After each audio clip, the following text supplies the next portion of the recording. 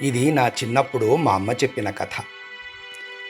ఒక ఊళ్ళో రంగడు రంగమ్మ అనే జంట వ్యవసాయం చేసుకుంటూ జీవితాన్ని గడిపేవారు. ఒకరోజు చేను దగ్గర పనిచేస్తున్న రంగడి దగ్గరికి అన్నం తీసుకొచ్చింది రంగమ్మ. తినడానికి రమ్మని భర్తను పిలిచింది. ఎన్నిసార్లు పిలిచినా వినిపించుకోకపోవడంతో అతనికున్న నడ్డిముక్కు వికారాన్ని వెక్కిరిస్తూ, "ఓ ముక్కిడోడా, అన్నం తెచ్చాను, తినడానికి రా" అని అరిచింది. ఊళ్ళో వాళ్ళే కాక తన భార్య కూడా తననలా హేళన చేయడంతో పట్టరాని ఆగ్రహానికి లోనయ్యాడు రంగడు. గబగబా దగ్గరికి చేరి గట్టుమీదున్న రంగమ్మను బావిలోకి తోసేశాడు. ఈత రాక మునిగిపోతూ ప్రాణాలు వదిలేసింది భార్య. భయపడిన రంగడు తన భార్య ఆత్మహత్య చేసుకుందని ఊరి జనాన్ని నమ్మించాడు. తర్వాత కర్మకాండలో భాగంగా గొయ్యి తీసి పాతిపెట్టాడు. ఆ తర్వాత రోజులు గడుస్తున్నాయే కానీ రంగడికి మనశ్శాంతి కరువయ్యింది. ఒకరోజు తన భార్యను పాతిపెట్టిన చోటుకు వెళ్ళి చూశాడు. దానిపైన కొన్ని ఆకుకూరలు పెరగడం చూసి ఆశ్చర్యపోయాడు. వాటిని తెంపి ఇంటికి తీసుకువచ్చి గిన్నెలో వేసి కింద పొయ్యిలో మంట వెలిగించాడు.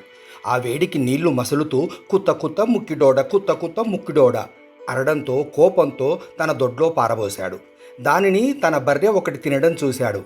దాని పాలు పిండే సమయంలో "సుయి సుయి ముక్కిడోడ, సుయి సుయి ముక్కిడోడ" అనడంతో ఆ పాలను తీసుకెళ్లి బయట పారబోయబోగా వాడి చెప్పులపైనే ఒలికిపోయాయి. వాటిని నీళ్లతో శుభ్రం వేసుకొని నడుస్తుండగా అవి "కిర్రు కిర్రు ముక్కిడోడ, కిర్రు కిర్రు ముక్కిడోడ" అన్నాయి గట్టిగా.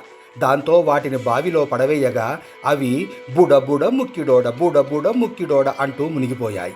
కోపంతో బావి నీళ్లను కొంతవరకు బయటకు తోడి నీరసించిపోయాడు రంగడు. కొన్ని రోజులకు అటుగా వెళ్తున్న రంగడికి "ముక్కిడోడ ముక్కిడోడ" అన్నట్టుగా వినిపించడంతో వెనక్కు తిరిగి చూశాడు. అక్కడ తాను బావి నుంచి తోడి బయటకు పారబోసిన నీటి ఆనవాళ్లు కనిపించాయి. తన భార్యను పాతిపెట్టిన స్థలంకేసి చూశాడు. అంతకు ముందు కంటే ఎక్కువగా అక్కడ పెరిగిన అనేక ఆకుకూరలు కనిపించాయి. అవన్నీ గాలికి అటూ ఇటూ ఊగుతూ "జుయి జుయి ముక్కిడోడ, జుయి జుయి ముక్కిడోడ" అన్నట్టుగా వినిపించడంతో ఎర్రెక్కిపోయింది రంగడికి. తన చుట్టూ తడిచిన నేలంతా పెరిగిన ప్రతి మొక్క "ముక్కిడోడ ముక్కిడోడ, ముక్కిడోడ ముక్కిడోడ" అంటూ ఊగుతూ వెక్కిరిస్తున్నట్టుగా అనిపించడంతో పిచ్చెక్కిపోయింది రంగడికి.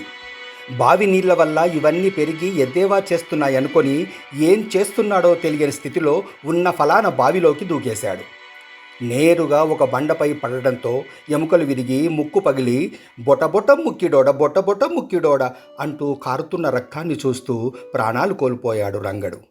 అలా బావితో మొదలైన కథ బావితోనే ముగిసిపోయింది.